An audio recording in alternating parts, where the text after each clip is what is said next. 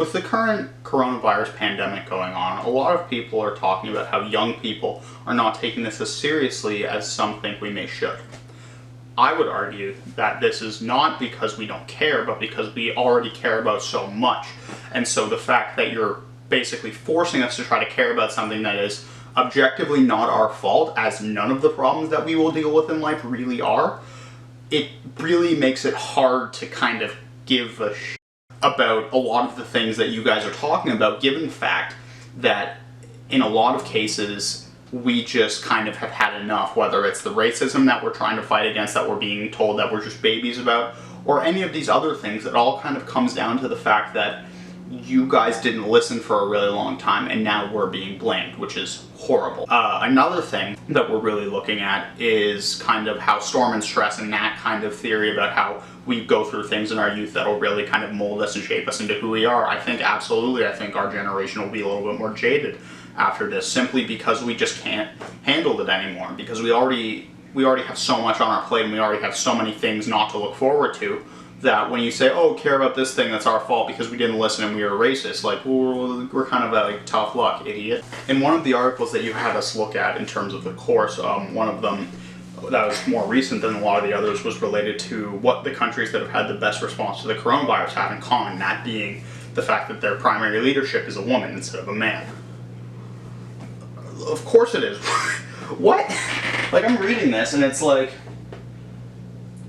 Angela Merkel, a historically great leader, of course she had a response. She has a massive country, and the problem in Germany is probably going to get a lot worse, but I trust Angela Merkel more than I trust most people in life, and I will never really meet her, and she has no real effect on my day-to-day life.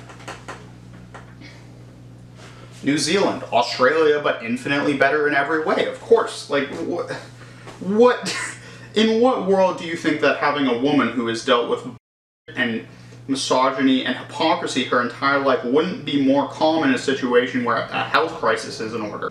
Even you look at more locally, Eileen de Villa, a close family friend of ours, is doing wonderfully in this. And of course she is. She was built for this. She grew up in Canada in the 70s. This is not that complicated, people. If I get one more thing saying, what if she gets on her period during wartime, I'm going to lose my shit.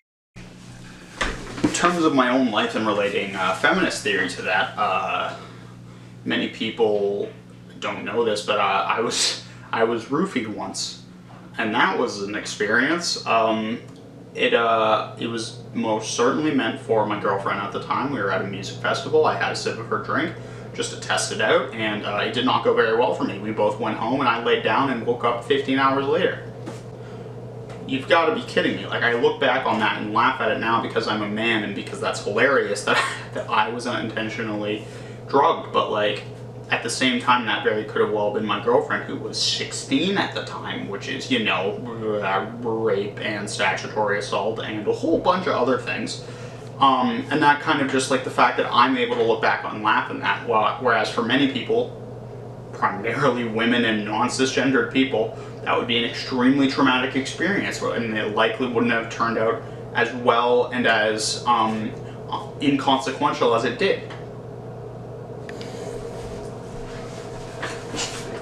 In terms of relating to my own community, especially Canada, you look at the problems that people have with capitalism, which is largely tied into Russia and kind of the Cold War of the 60s, 70s, 80s, and arguably 90s.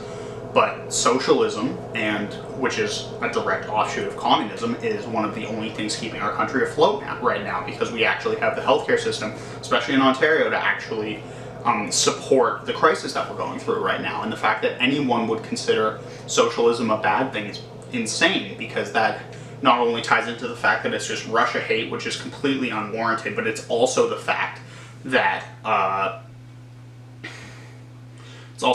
people just don't understand that things benefit them, but it also has to benefit everyone else, and that's kind of also capitalist theory, because it's like, oh, well, I got mine and that's kind of it, but that's really not how this works, even a little bit. You guys are morons.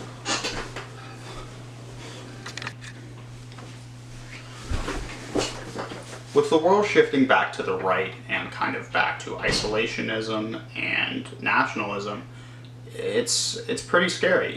Especially in Eastern Europe, you get these leaders who are preaching anti-immigration, anti-non-white policies and doctrines, which is horrifying because I thought we'd moved away from that, guys.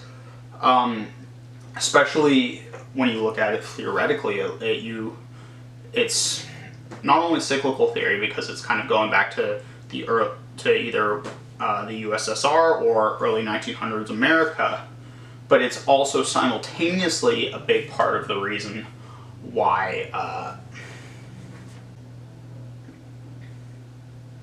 when you look at if you look at like macro sociology, it's kind of the big picture of how kind of huge governmental decisions are really affecting people's lives, because when these leaders get elected because they're tired of immigrants, doing the labor that the people who natively lived there don't or won't, it gets really problematic because you don't see any way to really actually go for it. And so you don't see any way forward, and you don't see any way that this can get better without a complete change of regime, which is unlikely to happen. And so kind of you just look at this big picture effect, and it's really horrifying.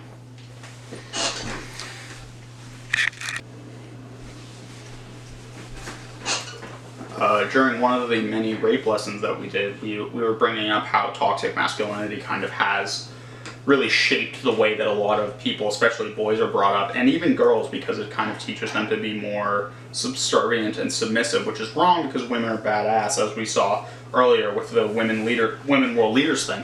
I think it really plays into kind of the cyclical theory of social change about how there's this cycle of abuse with rape victims, and then there's this cycle of constant hypocrisy and misogyny that really put women down, even though they are most of the time very, very good at whatever we are making fun of them for doing.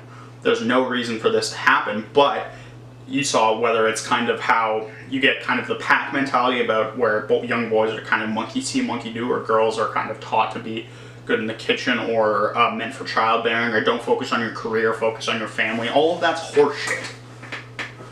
Do whatever you want, ladies, but it really just ties in to how we as a society don't believe that women can really do things, even though obviously they can, and generally they are better at it than men, because of course they are. Have a good day, Miss Lancaster.